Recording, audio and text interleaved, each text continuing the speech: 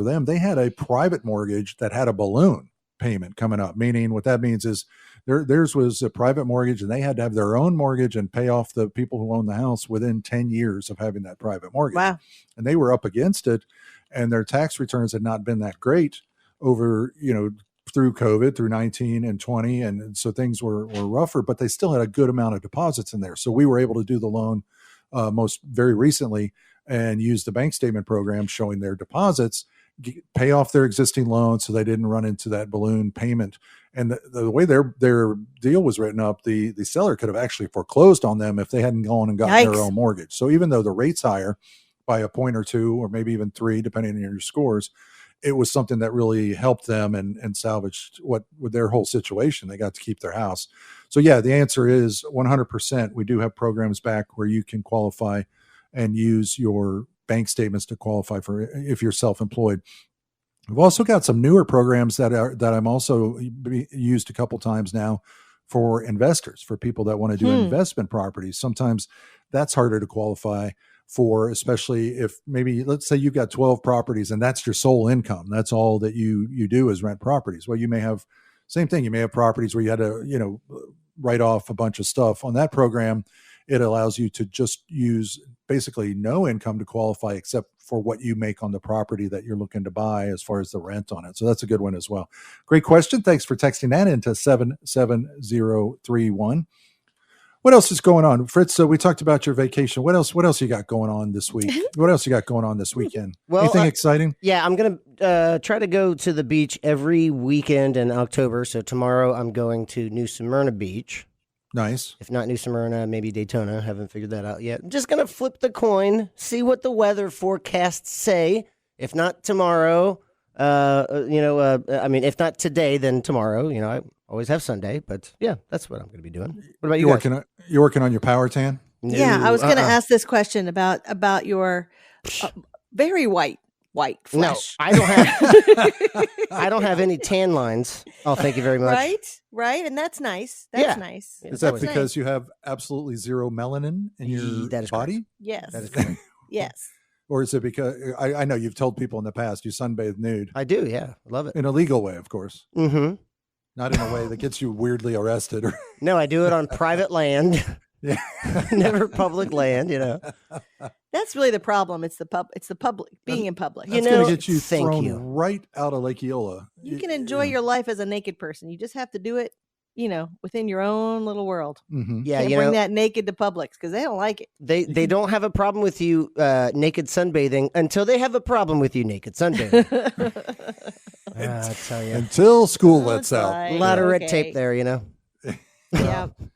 I understand. It's hard. It's hard to be a naked sunbather. I guess. So I wouldn't know. I mean, how do you manage all of that? The sun. How do you handle the sun? Do you go out when the sun is not as bright? Fig leaf. No, I usually just go out and read for like 15 minutes and then just flip over 15 minutes, come back in. It's not like I'm out there for hours. I gotcha. Seems like a long trip to the beach, baby, for like 15 minutes. 1 hour. No. I mean, I always put sunscreen on and then I go out there and I'll just camp out for 6 hours, read a book, try to get a couple hundred pages into a book and sip on a drink if that's allowed there. And if not, then, I won't. And I'll just look at the waves, jump in every now and then, reapply after a couple hours, keep reading. All right. I love it. So there's nothing as relaxing as going to the beach and reading. It's true. It's true. It's a good way to get lost. Mm-hmm. It is. Because you still get to hear the ocean. It's different when people go in and listen to something. Mm-hmm. Yeah. Because you're not, you can see it, but you don't get to feel it. Exactly. Well, we got off track. We got a couple questions to answer, but we got to take a quick break and we'll do it when we get back in a minute here.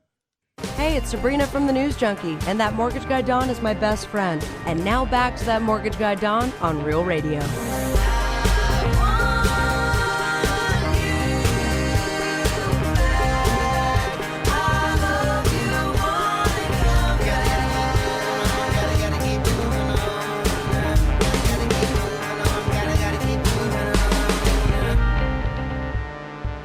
Hey to the hey. Welcome back to Home Loans Radio. You are here with us, listening to us do what we do every single weekend morning right here with my crew. I answer all of your questions about home loans, real estate, mortgages, buying homes, refinancing homes, how to get Ryan a loan. Holmes.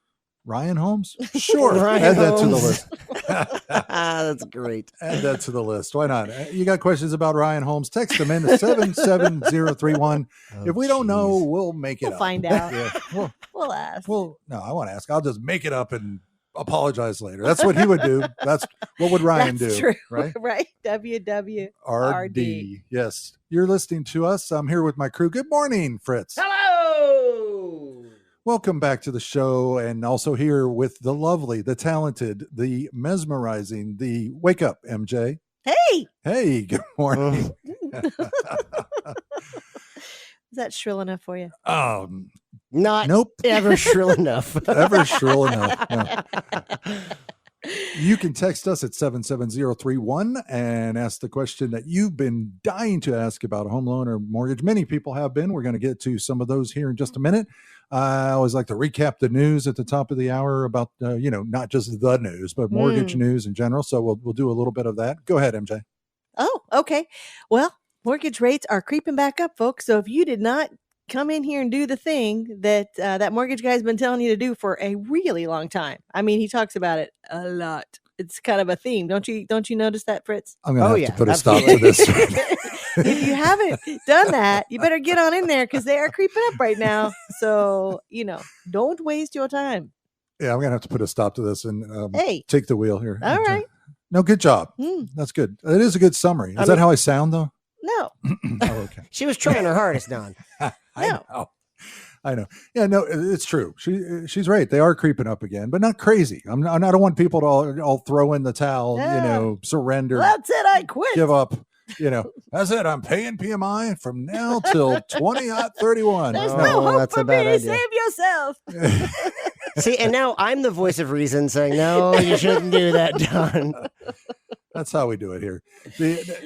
But no, they're still good. Like if you're well qualified, you're still going to be on a conventional loan down in the low threes. You're still looking at rates in the lowest 5% of where they've been over the last 2 or 3 years. And what are the chances they're not going up more? They're going to be creeping up. Every predictor says it. The way that there's so many factors involved, but the biggest one is during COVID, the government was buying our own treasury bonds and our own mortgage-backed securities. And I was reading recently that they were doing that at an average since March of last year, not this year, not 2021, but since March of 2020, an average of about 120 billion, that's with a B, per month buying mortgage-backed securities. And it's done a great job. It's kept, and it's selling investments in the future of America when you sell those treasury bonds. But it has been keeping the interest rates low, which kept the economy moving along in one of the biggest sectors there is in our economy, the housing sector and the mortgage sector. And so that's been great. But they're saying at last week's Fed meeting, you know what, we're going to have to start backing off of that a little bit. The market is going to have to kind of settle where it settles. And we've also got complications going on with the infrastructure bill, with the debt ceilings. There's a lot of things happening right now that are pushing on putting pressure on the 10-year treasury, which is making the interest rates tick up a little bit. I would say if it's something you're thinking about doing, if you haven't done it, you want to get a quote on refi, now's the time to do it. Absolutely. Other news in mortgages is that for FHAs, we're now allowed to go down to the 600 score again. It was you still have to qualify. You still have to have the job stability and the credit depth and the income debt ratios and all that kind of stuff. But there was basically, like when you go to a theme park, you must be this tall to enter. It was 660, then it dropped down to 640, and now down to 600. It went to 620, and now it's back down to 600 again. A couple years ago, you could even do some at a 580 score. We're not quite back to that yet. But 600 opens the door for a lot of people. I actually went through the past year or so of clients that have, applied and working on pre-approvals. And we had quite a few that were in that 600 to 620 range. And we just sent out a big email to all of them. Hey, great, good news that you can now work on getting a pre-approval at a 600. And so I think that that's going to help a lot of folks be towards that goal of getting into the first time home. And so they don't have to rent. So they don't have to keep paying the massive rents out there. We're one of the highest in the country as far as rents go here in Florida. You can text in your questions to 77031. Tell MJ what you're doing. You can also go to the website, give us a shout, record an audio question, or just hit the button that says apply now. We'll get you a quote. Let's do some business here, MJ. What do we got? All right. I purchased a house this past May, and I would like to purchase a small house around $200,000 for my daughter. She's 19. I want to know if I qualify for a loan, putting 20% down payment. If I can qualify, putting 20% down. Yeah, you can. The daughter is 19, so there's a couple ways to do that. Really, I mean, you probably the best way is going to be if your daughter has a credit score. If she's got some established credit, you can actually put her on there as the primary borrower on the loan, even if she doesn't have much income, as long as she's got a credit score. And then you could go on there as a non-occupying co-buyer or co-signer. You can do that. If she's the buyer, then you can do it as low as 3.5% or 3% down payment. So 20% would be more than enough and would help you avoid PMI. The problem gets is like if it's in the same city as where you are and you go to buy it just in your name, you can't buy it as another primary mortgage. You'd have to treat sometimes I live in this house and sometimes I live over there. Yeah. And so when you're buying a house and you're doing a mortgage, there's basically three categories. It's either your primary residence, it's a second home or vacation home, same thing. And usually those have to be at least 75 miles from where you're living. So if your daughter's if you're buying a house for your daughter down the street or down the block or in the same county, it's probably going to be treated as an investment property. And an investment property has higher down payments required, 20% usually, 15 in some cases, but normally 20%. And also the rates are higher, usually 0.5 point to a point higher on an investment property. So the way to do it is for her to buy it as a primary. She is the mortgage holder. You are a co-signer, and then you can treat it as her primary. And then later, when she's more established, she's already on the mortgage. It'll start reporting on her credit report. She'll be on the deed and title. And later, when she's more established, she can just refinance it and take it out of your name and have it solely in her name. And she'll have the benefit of all of those mortgage payments. And not only that, if it's in her name as the primary, she can file for the homestead exemption and get cheaper property taxes. So there's a lot of advantages to doing it that way. I think that really kind of answers it. If you want to get more in detail, hit me up at homeloansradio.com. In the box that says Ask Don, we'll set up a time to chat. I can kind of walk you through the two main options. Now, the other thing I said was if she has a credit score, or if she's got a credit score reporting. If she doesn't, there are still ways we can get that done. She can get it on a couple credit cards of her own. She's old enough. She could do a secured card, and you can also add her onto a couple of your credit cards as an authorized user. That will help her start getting some credit score reporting. So there's a few ways to do that as well, but happy to walk you through that. There are definitely some ways to do it. And I think it's a pretty cool way to get, kind of launch that younger person, because if you can do it the first way I was talking about, they'll start having mortgage reporting on their credit at the age of 19 or 20. But that's a great question. Thanks for texting that into 77031. MJ, you talked about it earlier, but I think it bears repeating. What's going on this weekend? Something big happening in O-Town in Orlando. Come out with Pride. Pride. It's Come Out with Pride, which is a huge festival. It is. It's a huge festival for the LGBTQI community where people come out and celebrate everything fabulous about the rainbow community. You ever been down there, Fritz, for the festival? Oh, yeah, several times. It's always fun.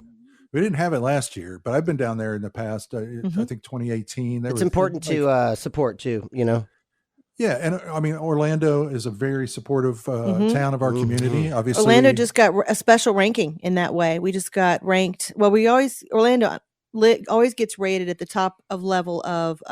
There's a special rating for being in rainbow happy how place. Friendly you are. Yeah, how rainbow friendly you are. But Orlando just got another one, a special one that's about a destination for people to come live. Ooh. So it's a cool thing.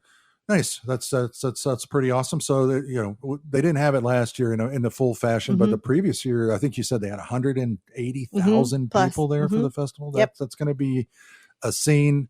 Lots of fun. You're outdoors. You can stay away from people. You can see fireworks. You can do all kinds of cool stuff. They have live music, right? They do. There's some live music and some stuff at the amphitheater, which is the Rainbow Theater that's right on Lake Eola. And then on the other side, there's a big stage that gets built there just for the day. And that will be a big DJ party. And that'll be all day and until the fireworks at 9:15, which again, I will say, the best fireworks ever. They do not scrimp. And it is serious. It's like what you see in a finale and other fireworks. You see that like so many times. Oh, you better not be lying to me. You've already broken my heart one time, MJ. You better not break it again. Oh no! I will throw my heart.